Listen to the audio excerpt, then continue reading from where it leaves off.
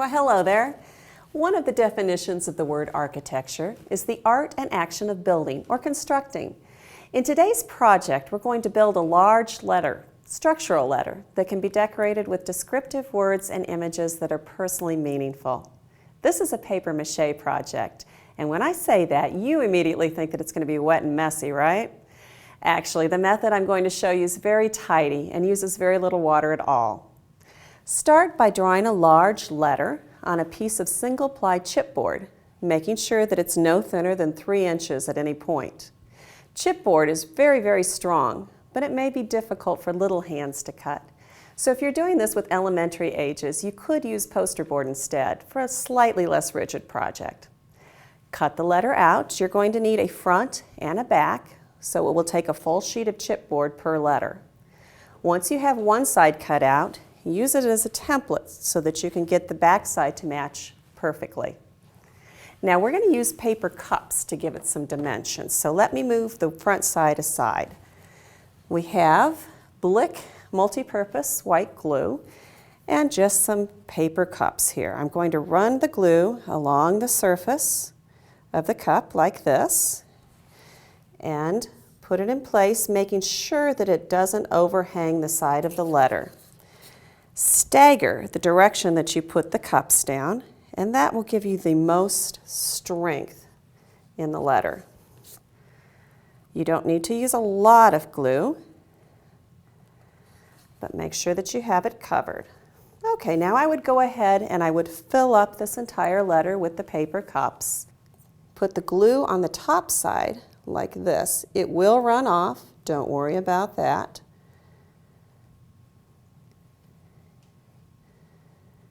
And lay the front side directly into the glue.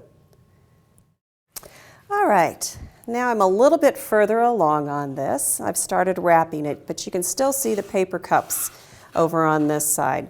I've been applying gummed craft paper tape. It's packing tape, 2 inches wide on a 600-foot roll with adhesive on one side that just needs a little moisture to make it stick. I've cut the packing tape into some manageable lengths here, and I have a sponge handy and wet. Just run the packing tape over the surface of the sponge and then apply it on the letter from one side to the other, like so. And smooth down the edges. Take the next piece and overlap the piece that you just put down. Smooth it gently as you go, making sure that it's snug and it doesn't wrinkle. Continue until you've wrapped the whole surface in 2 layers of the paper tape. Now once it's completely dry, you will have a very hard, smooth, and durable letter to work with. So let's talk about ways to finish it. First of all, you could use collage materials and apply them directly to the tape surface. This example uses yarn. You could decoupage photos, papers, tissues, and other materials. Use a little bit of white glue to do that. You can also use drawing materials such as markers and colored pencils. Before you do that, I would recommend coating the craft paper surface with acrylic gesso to make it white and smooth. If you're not familiar with gesso, it's an acrylic primer that's very opaque, and you can paint on the gesso too with acrylic colors. This example right here is a sculpted letter, and if you're working with higher grade levels, you might want to try this antique look here. I'll give you a brief demonstration about how it's done. First, you're going to need gel medium. It's a really thick acrylic that's white in the jar, but it dries clear. Working on one side of the letter at a time, spread the gel with a knife or craft stick. I'm using it directly from the bottle and spreading it like so, about 1/16 of an inch thick.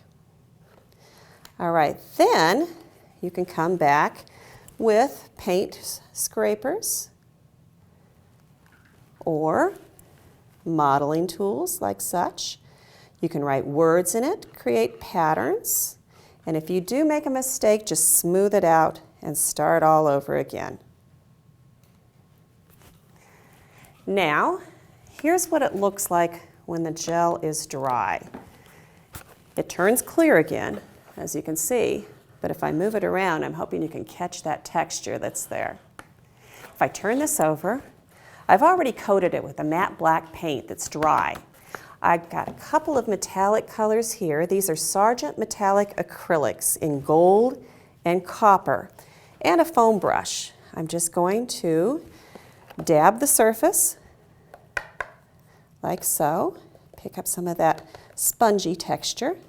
I want some of that black coming through, especially in the carved out areas, like this, and just continue until you've covered the whole surface. Let's take a look again at the finished piece, and you can see how it was done. Of course, you don't have to make a letter. You could spell out entire words or make a shape, such as a star, a heart, a music note, or in this example over my shoulder, a light bulb. If you stop and think about it, I bet you could come up with all sorts of creative ways to do this project. So get your paper cups and your packing tape and get started. All the materials instructions for this project are listed at dickblick.com/lesson plans. And if you're a teacher putting together lesson plans, we list the national standards for visual arts education just to help you get started with all of your paperwork. Thanks for joining us.